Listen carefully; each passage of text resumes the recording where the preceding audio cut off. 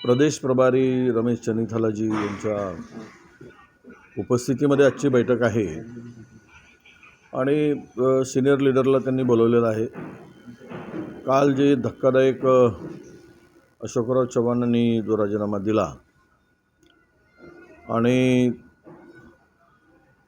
त्यानंतर आजची बैठक मला वाटतं की प्रभारींनी चर्चा करून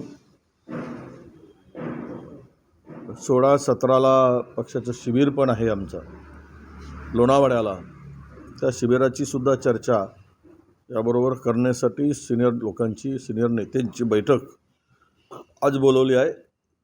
अर्थात राजकारणामध्ये पक्षामध्ये बदल होत जात असतात, लोक येत असतात। एक व्यक्ती गेले म्हणजे काही पूर्ण पक्ष डिस्टर्ब झाला अशातली काही भावना नाही, भूमिका म्हणजे समजण्याचं काही कारण नाही। नक्कीच या परिस्थितीतून पुन्हा काँग्रेस नव्यानं उभारी घेईल आणि पक्ष मजबूतीनं उभा राहील। मी स्वतः माझ्या संदर्भातही काही वावड्या उठवण्याचं काम, अफवा पसरवण्याचं काम कालही एक अमरावतीचा रवी राणा, ज्याची प्रवृत्तीचं सातत्यानं निष्ठा बदलून विष्ठा खाण्याची आहे, अशांनी सुद्धा काल माझंही नाव घेऊन काही उल्लेख केला। मी एवढंच सांगतो महाराष्ट्रातील जनतेला की मी काँग्रेसबरोबर आहे, काँग्रेसबरोबर राहणार। काँग्रेसने मला खूप काही दिलेलं आहे। 4 विधानसभाच्या निवडणुकीमध्ये मी काँग्रेस पक्षाच्या चिन्हावर जिंकलो, मंत्री, कॅबिनेट मंत्री, 2दा विरोधी पक्षनेता। इतकं भरभरून दिल्यानंतर आता मला फार काही अपेक्षा नाही। शेवटपर्यंत काँग्रेसमध्ये राहून या विचारधारेबरोबर काम करण्याचा निर्धार मी केलेला आहे। विजयजी, आपल्या आणि अशोक चव्हाण यांची एकदम चांगली मैत्री होती। शेवटच्या क्षणामध्ये सभेमध्ये, राहुल गांधीच्या सभेमध्ये पण आपण दोघंच एकत्र दिसत होते। कुठेतरी प्रदेशाध्यक्षांबद्दल असंतोष असल्यामुळे हे सगळं झाल्याची एक चर्चा दबक्या आवाजात सुरू आहे आणि हे काँग्रेसचे सगळे 2 पिढी असलेले सगळे नेते आहेत, म्हणजे एक देवडा कुटुंब असो किंवा चव्हाण कुटुंब। या संदर्भात आज प्रभारींशी चर्चा झाल्यानंतर त्या संदर्भात काही गोष्टी असतील तर नक्की चर्चा पुढे येईल। एवढं खरं आहे की अशोकरावांशी माझे संबंध गेले 15 वर्ष 16 वर्ष झाले।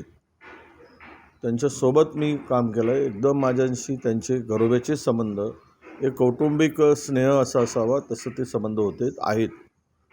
परंतु याचा अर्थ असा नाही की त्यावेळेस कुठलीही जबाबदारी असेल तर मग मुंबईची इंडियाची आघाडीची बैठक असेल तिथेही आम्ही दोघांनी मिळून, किंवा मग नागपूरला असलेली बैठक पक्ष स्थापनेची, ती जबाबदारी आम्ही खांद्यावर घेऊन काम केलेलं आहे, करत होतो।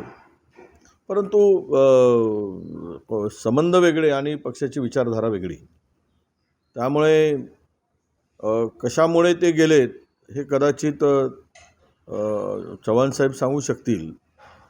त्यांनी प्रदेशाध्यक्षांच्या संदर्भात तुम्ही जो विचारताय त्या संदर्भात मला फार काही माहिती नाही आणि मी काही बोलणार नाही। पण एवढे मोठे नेते पक्ष सोडून जात आहेत, एक तर कुठेतरी कार्यकर्त्यांच्या मनोधैर्यावर परिणाम होतो, कारण की इतके वर्ष 2 पिढ्या असलेले हे सगळे नेते आहे, निष्ठेने राहिले, पण असं काय घडलं आणि आत्ताच काय घडत नाही। आता खरं तर त्या संदर्भात माझ्याशी काही चर्चा त्यांची झाली नाही जाण्याच्या पूर्वी, त्यामुळं पण मला एक माहीत आहे की केंद्रीय एजन्सीचा ससेमिरा त्यांच्या मागे लावण्याचं काम सुरू झालेलं होतं। हे काही नाकारून चालत नाही आणि मला कळत नाही की भारतीय जनता पक्ष 400 के पार म्हणतो आणि दुसऱ्याचे नेते पळवतात, म्हणजेच यांच्यावरच विश्वास राहिला नाही अशी परिस्थिती देशामध्ये आहे। यांना स्वतःच्या कामगिरीवर विजय संपादन करता येत नाही। प्रभू रामचंद्राच्या नावाने राजकारण करण्याचं काम झालं, त्यावरही यांना फार काही करता आलं नाही। कदाचित त्यामुळे इतर पक्षातील नेते पळवून, इतर पक्ष फोडून पुन्हा आपलं घर सजवायचं काम जर करत असतील तर लोकांना हे मान्य होणार नाही आणि लोक हे मान्य करणार एक नाही. राज्य महाविकास आघाडीवर याचा परिणाम होईल.